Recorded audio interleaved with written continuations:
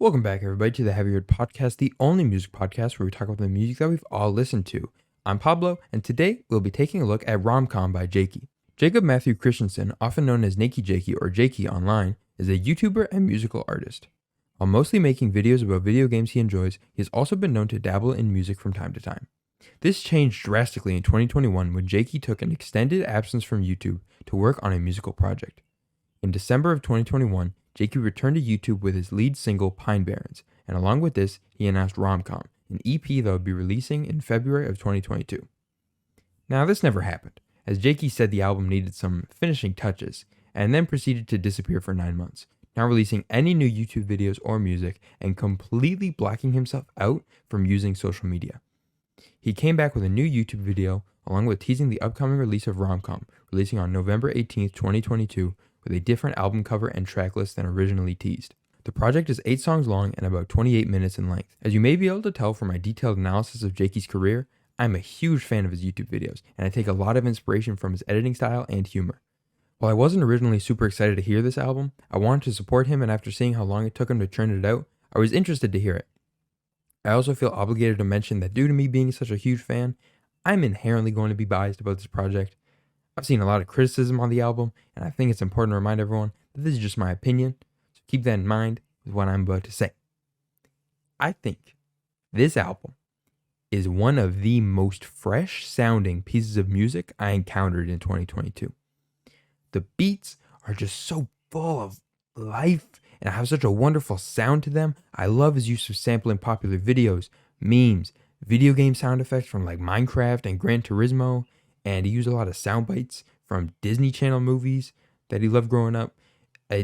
These are all things that you would like catch if you watch his videos. Like, he talks a lot about Disney Channel movies and video games, obviously. So like, it's really like he put himself into this album, and I think it really, really shows. A lot of critics have said that Jakey's vocals sound strained and overall just not good, but I feel that it adds to the charm. This album is an emotional roller coaster that follows Jakey through the end of this relationship, and his performance makes you feel like you're really Spider-Man. Nope, that's not the line. Like you're really there. Okay, I was close. We'll fix that in post. Really makes you feel like you're really there, in fetal position on your bed, in a pool of tears. Maybe some piss, let's be honest, hoping things get better. The album starts on a high note with Drive Off a Bridge, a song about driving off a bridge, ending it all. The production swoops in at the beginning. It feels very cinematic. Then the drums kick in, and it's just like, what? It's like, what? It's like that.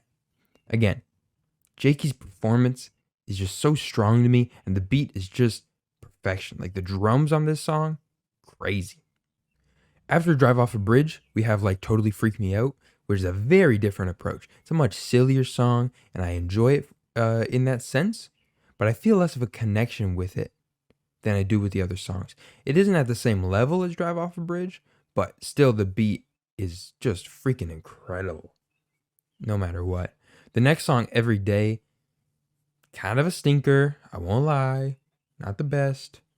The best way I can describe this is it's like a song by The Weeknd, but it's like not one of the good ones. It's like one of the really horny ones that you're like, oh, okay, and you feel really uncomfortable listening to it. It's like that. And I already don't love The Weeknd, and I definitely don't like his weirdo horny songs.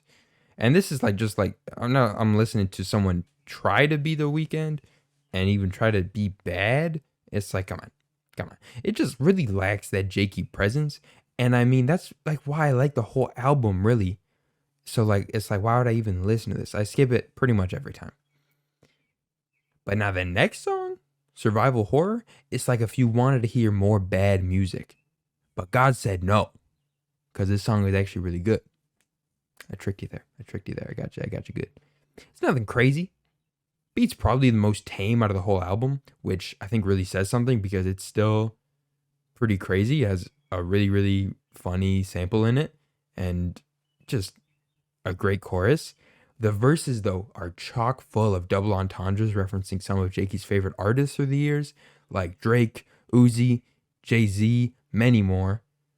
Now, the first half of the album, it had its share of fun songs, right? We had a little fun. We've had a little fun so far, right, guys? That's enough. Okay, it's time to get serious. Say bye-bye. Say bye-bye to fun. Say bye-bye. Toodles. Bye-bye. The song Pine Barrens was Jakey's only single for the album. And it genuinely is such a high point for the album. It is perfect for it to be at the very middle of it because it's pretty much, it feels like the climax of the story. I'm sure that's purposeful. I'm not, I'm not a fucking genius, but I'm sure I could figure that out. it's great. Jakey's vocals got that little stank to them that just hits my brain. I can't even describe it. It's just a masterpiece. The song's title and some lyrics are also a clear reference to the Sopranos episode of the same name, and for that reason, it is a certified classic. After Pine Barrens, we have Reeboks or the Nikes. It's a very interesting sample of Rhythm of the Night by Corona, and the title, get this, is a reference to a video of someone calling into a radio station to request the song, Rhythm of the Night, request that song, but the person calling mistakenly calls it the Reebok or the Nike.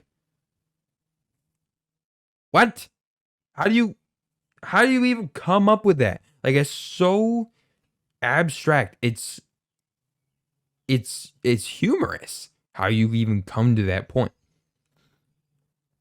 Anyway, while I do enjoy the song's open lyricism, it's just a little bit too slow for my liking. I think it's really well made and a very emotional track coming from Jakey, but not my favorite. All right, it's time to get serious again. Okay, I know earlier I said it's time to get serious. Now it's really fucking time to get serious. Okay, strap in. We're talking about Tommy Hanks. I don't even know where to start with this song. It's just amazing. Amazing. I wrote it twice in this fucking script. God damn it. It's got that nightcore atmospheric sound. Jakey's pitched up vocals, belting about how this relationship has affected him. It's just so good. Love it. Sing every word, bar for bar, when this song comes on. Then we got, it's time to get serious one more time, chat. It's time to get really serious. We got Fathead coming up next. Sounding like it's coming from another dimension. Hello? The bars on this one? Perfectly encapsulating so many different emotions in the second verse alone? The production on this one? The coming soon to own on DVD on this one? The use of the sample of the chorus of the first song, tying the whole album as a cohesive project on this one? Perfection.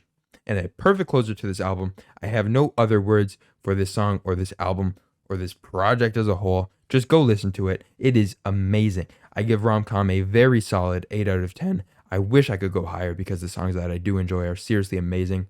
But I know, deep down, that I cannot justify a 9 or higher on this one because I'm surely being biased. And also, every day sucks butt. I'll say it. It sucks butt. Jakey, get rid of it. Get rid of it. Favorite songs in order of appearance. We got Drive Off a Bridge, Pine Barrens, Tommy Hanks, and Fathead. I hope you guys enjoyed this episode of the Have You Heard podcast. I'm Pablo, and I will see you when I see you.